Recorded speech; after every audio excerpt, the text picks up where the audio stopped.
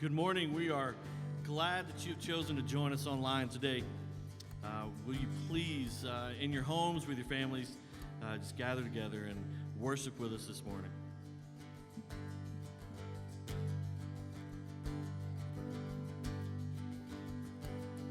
There's joy in the house of the Lord. There's joy in the house of the Lord today. And we won't be quiet. We shout out your praise. There's joy in the house of the Lord. My God is surely in this place. And we won't be quiet. We shout out your praise.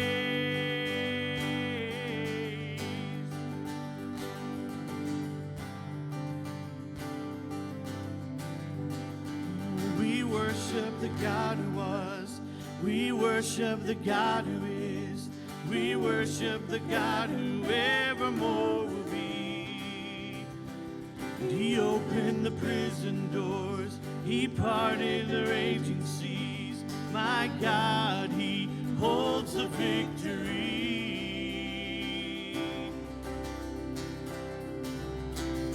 And there's joy in the house of the Lord. There's joy in the house of the Lord today. And we won't be quiet. Shout out your praise. There's joy in the house of the Lord. Our God is surely in this place. We won't be quiet. We shout out your praise. Oh, we shout out your praise. We sing to the God who heals. We sing to the God who saves. We sing to the God who always makes a way. 'Cause he hung upon the cross, then he rose up from that grave. And my God, still rolling stones away. There's joy. 'Cause there's joy in the house of the Lord. There's joy in the house of the Lord today. And we won't be quiet. We shout out your praise. There's joy in the house of the Lord. Our God is surely in this place. We won't be quiet. We shout out your praise. Shout out your praise. We were the beggars, now we're royalty.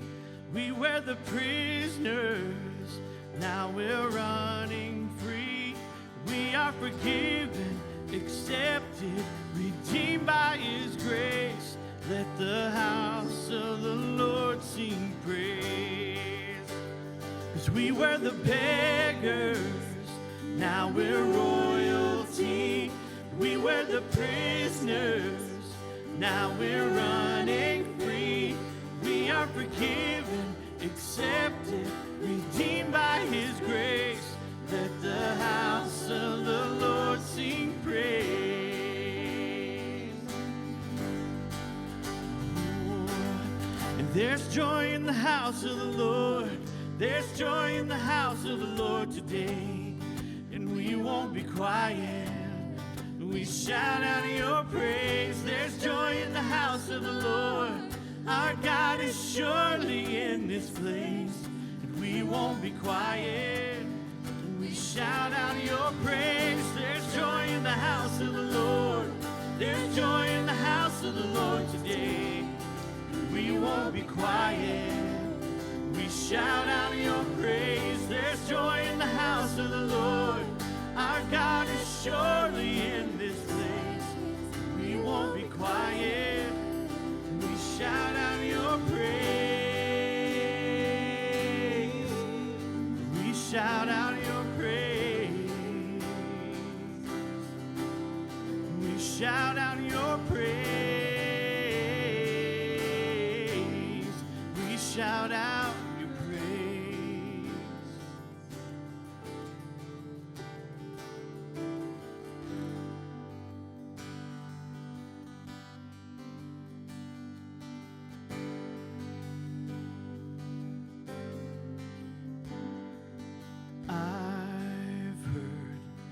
1,000 stories of what they think you're like, but I've heard the tender whisper of love in the dead of night, and you tell me that you're pleased and that I'm never alone. You're a good, good Father. It's who you are. It's who you are. It's who you are. And I'm loved by you. It's who I am. It's who I am. It's who I am.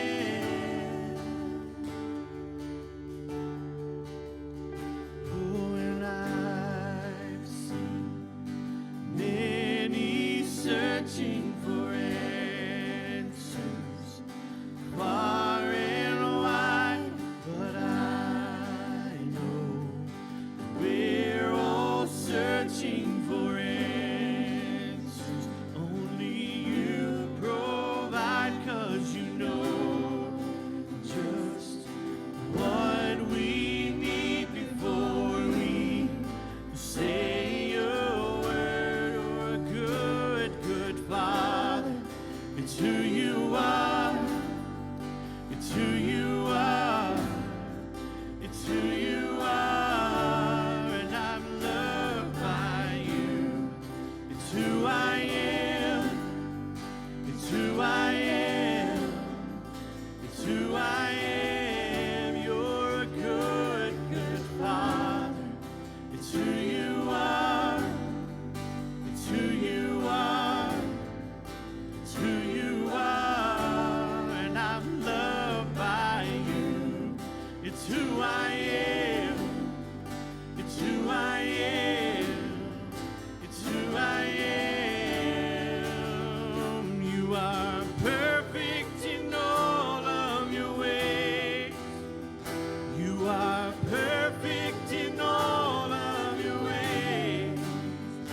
You are perfect in all of your ways to us. You are perfect in all of your ways.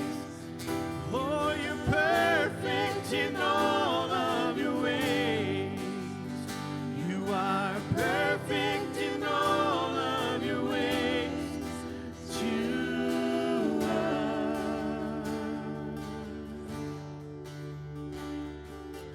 Love so undeniable, I can hardly speak. Peace so unexplainable, I can hardly think as you call me. Deeper still as you call me.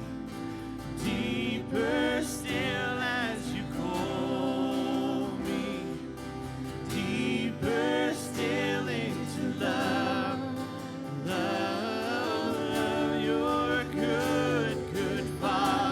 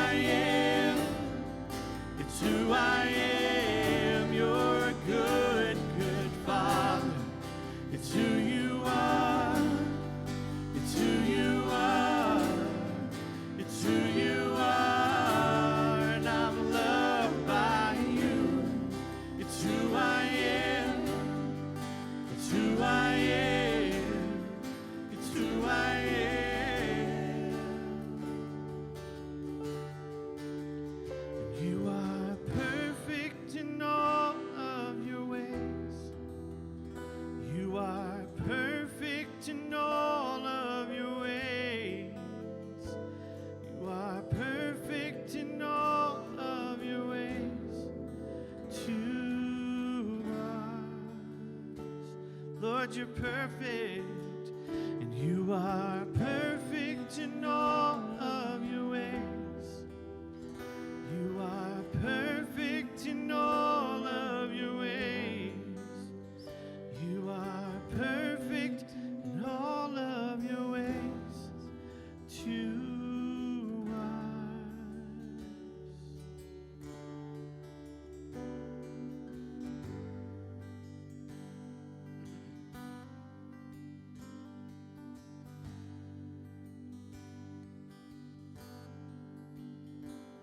And how deep the Father's love for us,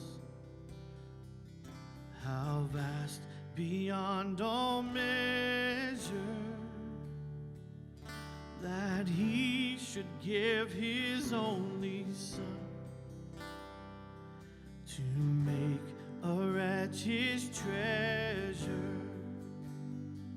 And how great the pain of searing loss, the Father turned his face away, as wounds which mar the chosen one bring many sons to glory.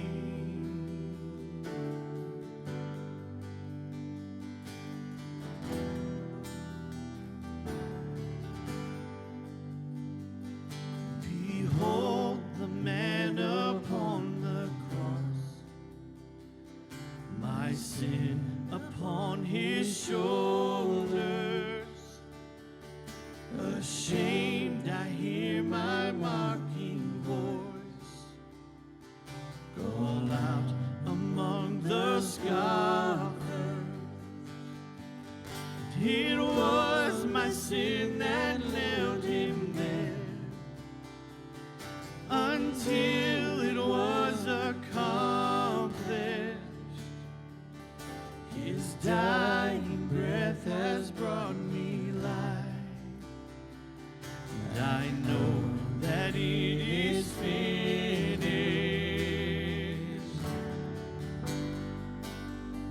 And it is finished. Oh, it is finished. Oh, and I will not boast in anything, no gifts, no power, no wisdom, but I will boast in Jesus Christ, his death and resurrection. Why should I gain from his reward? I cannot give an answer, but this I know with all my heart: his wounds have paid my ransom. Yes, this I know with all my heart: his wounds have paid my ransom.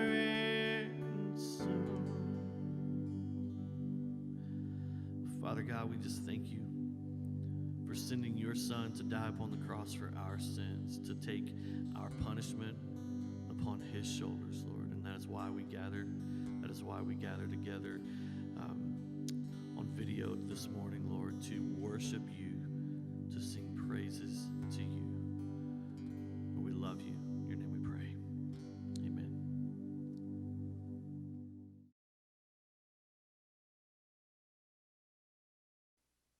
Well, hello, my name is Todd Smith. I'm an elder here at the Springs, and I just want to thank you for tuning in online for this service. I hope that you're at home, possibly with family and friends, and thank you for spending the time to maybe worship today, since we're only doing it online. I do want to share a story with you. Have you ever forgotten anything? Like, are you forgetful? I know my wife thinks I'm really forgetful. She thinks that she talks to me and then I can't remember what she just said. I don't think that's totally true, but I am a pretty forgetful person. And I did read a story this week about a man who, being forgetful, actually paid off. He bought a lottery ticket, but forgot that he bought one, so he bought another one. And because he played certain numbers, he actually won twice because he had forgotten that he had two tickets. So he won like $600,000 instead of $300,000. So that was actually an advantage that he forgot.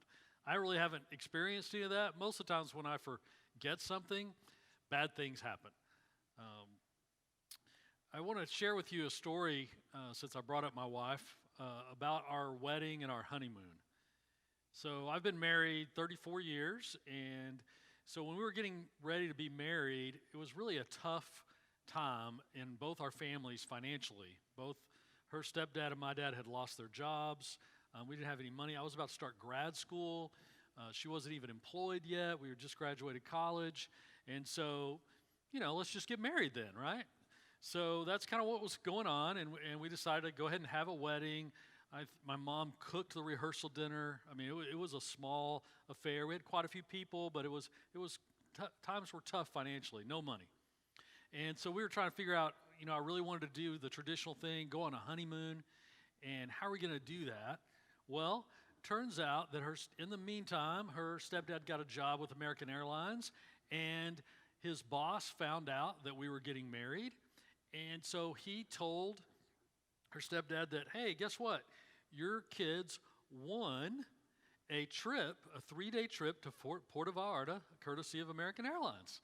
And so they basically donated to us for our honeymoon, and that's how we got to go. So what a blessing, right? I mean, not only that, her stepmom gave me a coupon for our honeymoon night. We had to fly to Houston before we went to Puerto Vallarta, and she gave me a coupon for buy one prime rib dinner, get one free at the hotel we were going to stay at. So I can hear the groans through the camera.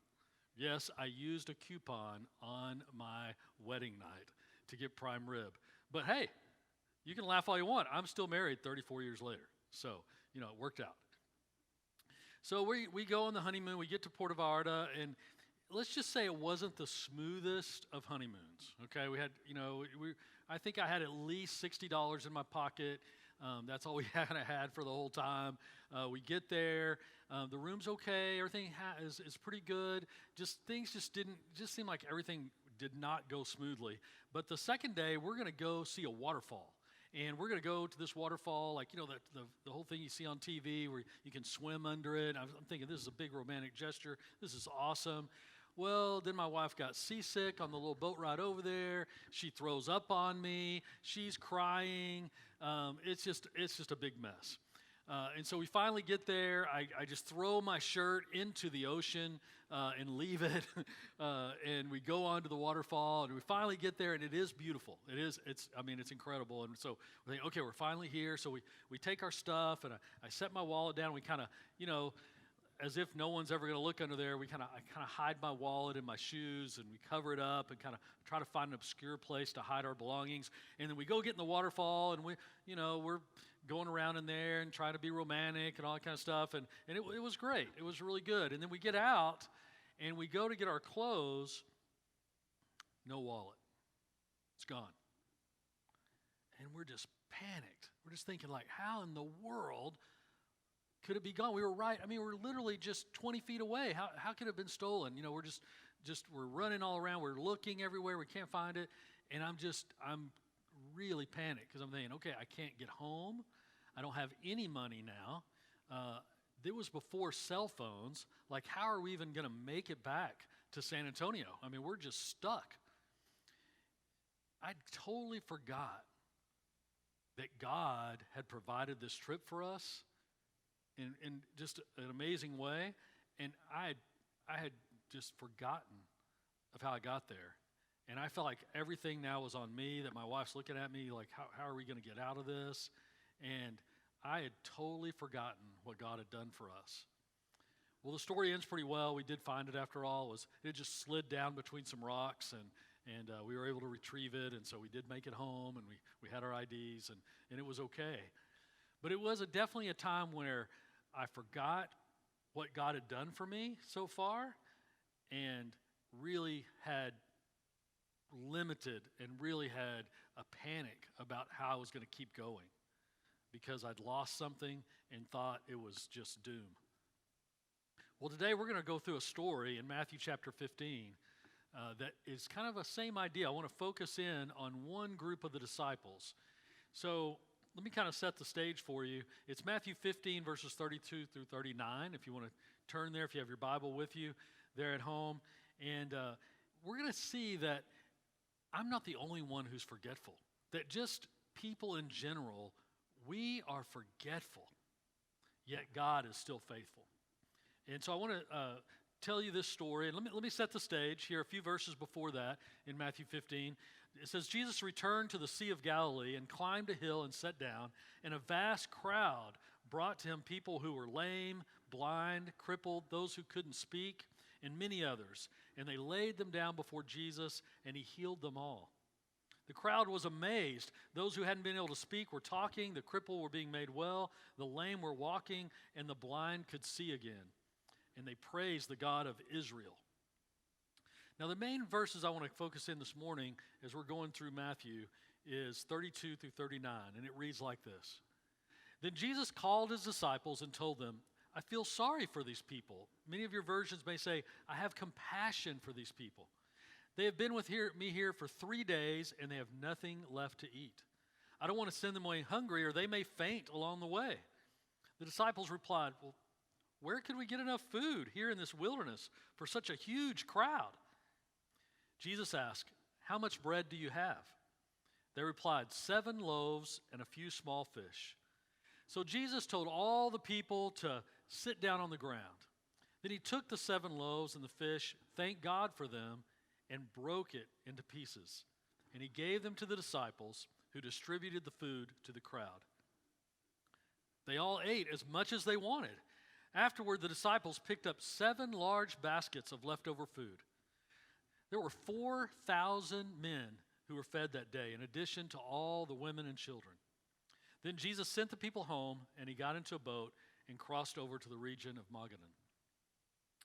Now, I don't know if you've been with us in previous weeks as we've been going through the book of Matthew here at the Springs, but if you have, you're probably thinking, wow, those disciples are so dumb.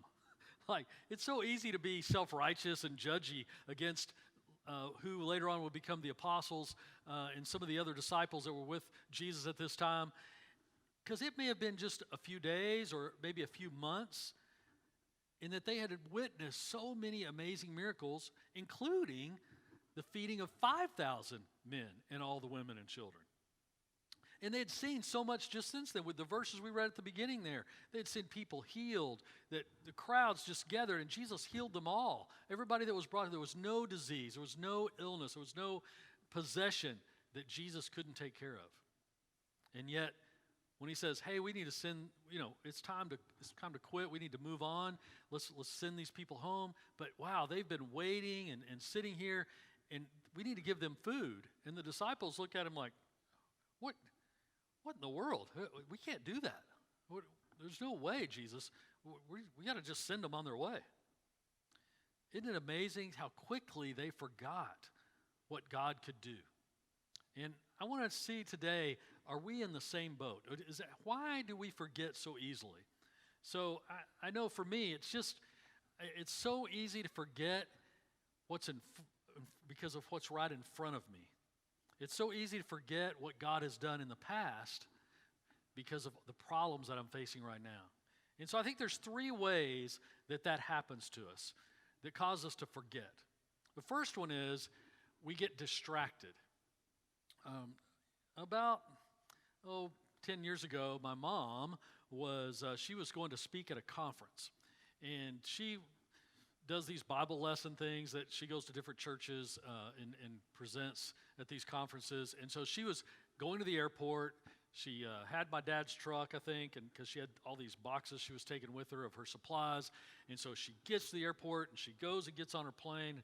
And while when she's on the plane, this is before 9/11, all that. Actually, someone comes on and goes, ma'am, there's a problem. You left your car at the gate. Like, you left it at arrivals. So my mom, in all her just distraction of having to get there on time and get all the boxes together and all that, actually left the car. It didn't park it. It just got out, got her stuff, got checked in, and then just went in and got on the plane. So she's frantically calling my dad and gets a hold of him and has to embarrassingly tell him the story. And when she gets through, the guy says, well, are you going to do something right now? She said, well, my husband's coming. And he said, no, ma'am, you left it running. So now what do I do, right? So my dad has to zoom over, drive from New Braunfels, get the car, all that stuff, because at least the keys were in it, right? See, my mom got distracted because she felt like there was this big event, there's this big thing in front of her. And I think it happens to us. In Luke chapter 10, verses 40 through 42, there's the story of Mary and Martha. A lot of you may be familiar with it. So Jesus comes to visit these two sisters, and Mary just can't wait to hear from Jesus and sits at his feet and is listening. Well, Martha wants to put on a good show. You know, she wants to have everything ready and serve Jesus a meal. So she goes up to him and she's like, as she says in verse 40, but Martha was distracted by the big dinner she was preparing.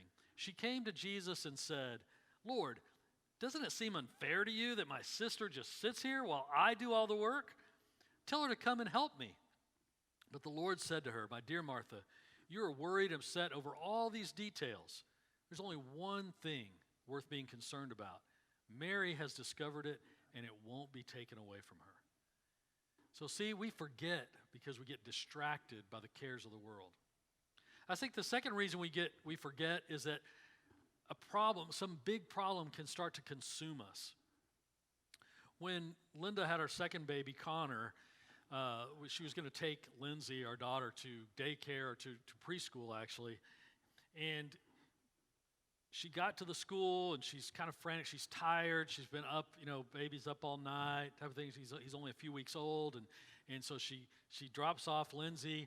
And the teacher, she knows pretty well, and they come out and they're like, so where's the baby? And at that moment, she realizes, oh, the baby's at home. Because of this thing in front of her of having to get Lindsay to school, even though she had been up all night and I was gone to work and all that, she had forgotten to grab the baby. Now, I think all of you, we've left our children at church. We've done those kind of things. Not proud moments. It's not because we didn't love them. It doesn't because they were terrible parents. It's just that we were distracted or there was some big issue in front of us we thought we had to get to. We had to get there. And we forgot. It's kind of like the people of Israel. God had promised them a promised land, just a world of milk and honey, the Bible says.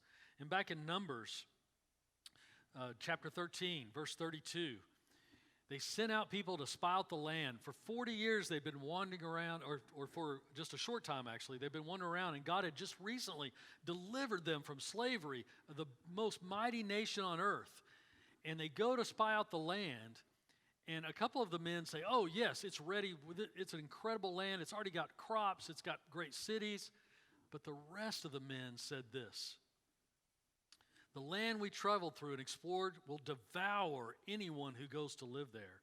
All the people we saw were huge. We even saw giants there, the descendants of Anak. Next to them, we felt like grasshoppers, and that's what they thought too. It's like they just looked and saw the giants only. They only saw the barriers. They only saw the big issue in front of them, and they forgot how much God had already done for them, how much he had already delivered them. So I think that's a perfect example of what's going on here with these disciples in Matthew chapter 15. It's like the disciples looked out at the crowd, and they're putting pen to paper and saying, nope, too many people. We can't feed them. We don't have enough food. Can't be done. It's impossible. You can't get blood out of a turnip. You can't change a leopard's spots. You can't get an OU fan to root for Texas. Remember, you just can't do it. But they were who they were talking to? The one who flung the galaxies into the heavens, who delivered an entire nation out of slavery, who saved all eternity from destruction, all of humanity from destruction, and later on would rise from the dead. Now, so some of us get distracted, or there's some big problem that we're trying to solve, and we forget what God has done for us. I think the third way that it happens to us is that our problems seem too small, or we seem too small or insignificant. So God's not really aware. This isn't on his radar. This doesn't really matter to God. You know, about 15 years ago, in Linda and I's marriage, things started to get kind of rough. I started getting bitter that she wasn't grateful to me, that she wasn't thankful for the things that I was providing, and that she was always distracted with the kids, and she wasn't paying enough attention to me. And I kind of got pretty bitter, and we just really had some struggles, to the point that we actually had to go to counseling. And we went to counseling, and that was kind of embarrassing for me, because my ditch is I get self-righteous. So I kind of wanted to think of myself as this awesome husband, this awesome dad. And so, but I finally broke down and said, okay, I'll go. And we go, and with first session, the lady that's doing our counseling, she goes on like 45 minutes. And most of the time, she's just grilling Linda. We're telling our story, and she's getting on to Linda, and I'm like, I was not expecting that. Like, I was thinking it's going to be all about me. It's going to be about the husband. It always is, you know, and all that. And so we're going along, and yet she's just grilling Linda. I'm like, man, this is worth the money, right? You know, this is good stuff. We're gonna get somewhere now. Like, you know, this is great. And then all of a sudden she turns to me and she says, but Todd, you know that most of this is your fault, right? Because you have forgotten to lead your family. You have become passive, and you have let her take control. You have let her do this, and she is frantically begging for your help, and you are being passive. It was a wake-up call. But looking back, it was a huge moment in my life, because I remembered. You see, I'd forgotten the blessing of a Christian wife that God had given me. I'd forgotten what my bride really meant to me. I'd forgotten that God had helped me in the past, and that our problems weren't too small, that he was right there with me, and he wanted to help me be a better leader. He wanted me to be a better husband. He wanted to be with me, and I was just shutting him out because I'd forgotten. I thought my problems were too small. They weren't that important for God to take care of, and I tried to do them on my own. I got self-righteous. I was trying to be self-righteous and do it solo. So I don't want you to forget today, as we transition in the last of this passage, how do we forget that? How do we forget that God is with us, that God is faithful?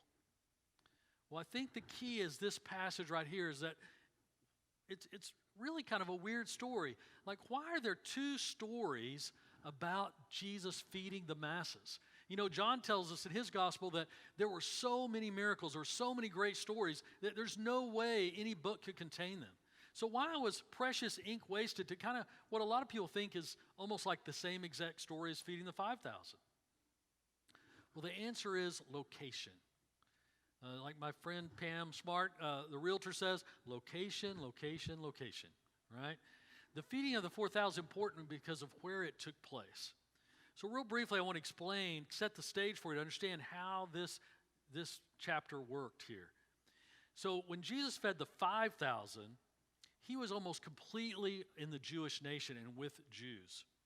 And the numbers may even give us a clue why that's included to tell us that. You see, the 5,000 is reminiscent of the 5 books of the Jewish law, the Pentateuch. Not only that, when everyone had finished eating, 12 baskets of leftovers were collected, and definitely alluding to the 12 tribes of Israel and possibly the 12 apostles that were to come. But when he's feeding the 4,000 here, then let's turn back over to our verses here. That in verse 34 says, how much bread do we have? And they replied, 7 loaves. Well, the number 7 in the Bible is often used to show completeness or wholeness. It's reminiscent of the 7 days of creation, of a lot of things that are alluded to in Revelation, the 7 churches. The 7 comes up over and over. In fact, we still use 7 days of the week because of what, from the beginning, God set that up. So it's a number about wholeness and completeness. That God created the world for all of humanity. That God is going to die, actually come down and die for all of humanity. So both miracles show the provision of the Lord, his love, but here he's showing his love not just for Jews, although that was his main ministry, and he even mentions that. But in this point, they had traveled to this area near the Decapolis, which was an area just on the kind of the fringe of Israel there, and where there was a lot of mixture between Jews and Gentiles. There were a lot of Gentiles in this area. And in fact, just before this, if you back up in Matthew chapter 15, Jesus had healed a Canaanite woman. So she was not of the Jewish nation. And so many of the people that were brought here at this time were probably not all Jews. Many of them were Gentiles. And so when in the previous verses, when he's healing all these people, a lot of them were not traditional Jews. And I think it's signifying that God was providing for the whole world. In fact, even the baskets were different. If you look at the end here in verse 37, it says, they all ate as much as they wanted. Afterward, the disciples picked up 7 large baskets of leftover food. There were 4,000 men who were fed that day. But that word there for baskets, if you go back and look at the one where it's talking about the 5,000, the word's actually different in the Greek. In the first one, it's like a basket you would serve food in. You know, like you go on a picnic or whatever. You have like a wicker basket or whatever. You're going to take food in like that. This was more of like a hamper or like a huge basket that you would actually carry people in, even, or small livestock or whatever. It was really large. In fact, it's the same basket that's mentioned when, if you remember the story where the people they wanted their friend to be healed who was paralyzed, and they cut a hole in the ceiling, they lower the man down in a basket. That's the same word. It's that size of a basket. So there's really a chance that they actually gathered up more food right here. There was more left over. There was more inclusion because Jesus was pointing the way that eventually he was going to provide for all of us. Maybe sometimes we've forgotten that. Sometimes we forget that God is faithful. You know, this year I was able to go to the Bethlehem experience over, it's up near Marble Falls in Burnett, Texas. They've taken a whole city block and made the little city of Bethlehem, and our small group went, and you kind of just go through like it's a real live Bethlehem. And it's really, really interesting and fun, and kind of makes you really think about the humanity of Christ and the way that when Jesus was born, how human it was, the smells, the animals, all that's there. And as we're leaving, the people there, just this faithful church that does this every year, they're handing out a brochure. And it's a brochure from Max Lucado that talks about what's your holiday like? You know, I don't know you at home how your holidays went. Was it great? Were you surrounded by family and friends and you had gifts and you're still full from all the meals you had? Or maybe you were lonely. Maybe you didn't know where your friends were. You wondered, is God really with me?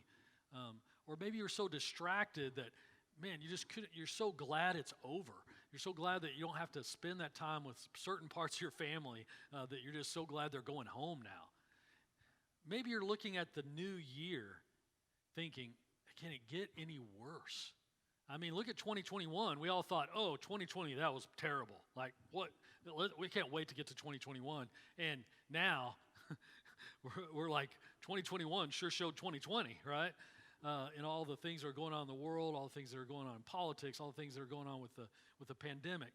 So I don't know where you are right now, but I knew this brochure just said 3 short things I want to share with you, and then we're going to wrap up. It says, maybe you're wondering, is God really with you? You've witnessed God coming as a baby, and you've forgotten that he loves you and that he really wants to bless you. And you may be thinking, does God really care if I'm sad?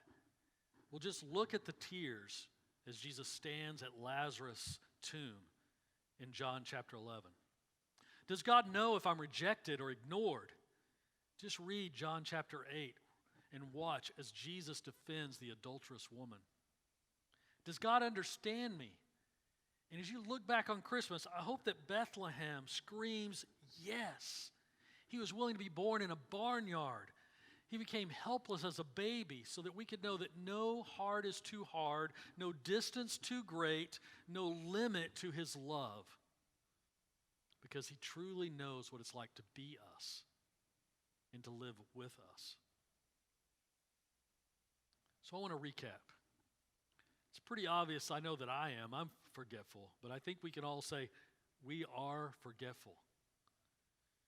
But I think these verses here where Jesus feeds the 4,000 reminds us that God is faithful. So where do we go from here? How many of you do New Year's resolutions? Anybody? That many? I can't really tell. You're just on the TV. So I bet a lot of you do it, though. I kind of have a love-hate relationship with New Year's resolutions. You know, I really think they'd be really cool to do, and I've only done them a few years. But this year I want to challenge you to do something different. Goals are important, and they can really help you in your life, and I think it's perfectly biblical to make goals and all that. But I think there's something that could help us remember a lot better. And that's to, instead of making a list of goals for 2022, making a list of gratitudes, a list of thankful things we're thankful for. You know, I started this sermon today with the story of where I lost something and forgot how God had blessed me and was providing the whole experience for me. So I want to fast forward to January 25th, 2013. I'm in Vegas. My brother-in-law's birthday. He wanted us to come to Vegas with him. And we were just get there, and the phone rings in our room, I think, or cell phone. I can't remember right now, but I answer it, and it's my dad. And he has to share with me the worst nightmare you can think of. He has to tell me that my daughter has been killed in a car accident. I remember it was like my heart stopped. And I thought, this can't be right. And I'm like, Dad, are you sure? She's in Abilene. Like, no. But he goes through the whole story, and the nightmare's coming true. And I'm in Vegas. I mean, for some reason, that just added to the shame of not being there for my boys, not being at home when I got the call. And I just remember thinking, how am I going to move forward? How am I going to go on? You know, I kind of forgot that God was still with me. But then God used his people to step in. There was actually another couple there from our church that just happened to be there at the same time, and they said, hey, we've canceled our trip. We're coming home with you. You see, we had to spend the night there. We couldn't even get home. And so her brother cancels his trip. They come. We all fly home together. And when we get to our house, there are 40 people waiting for us from our church. We get out, we start unloading our stuff, we're getting in the house. They start singing hymns. In tragedy, God's family surrounded us. And if those faithful people can do that, how much more can God himself be faithful? Because God was telling us, I'm still with you. I'm still faithful. My promises are still true. So I hope this December 26th, Christmas is over, you're thinking about the new year. I hope you'll gather with a friend, even if you just do it by yourself or with your family, and that you'll get some bread on this Sunday, and you'll get some wine or juice, and you'll break that bread, and you'll remember that God is with you.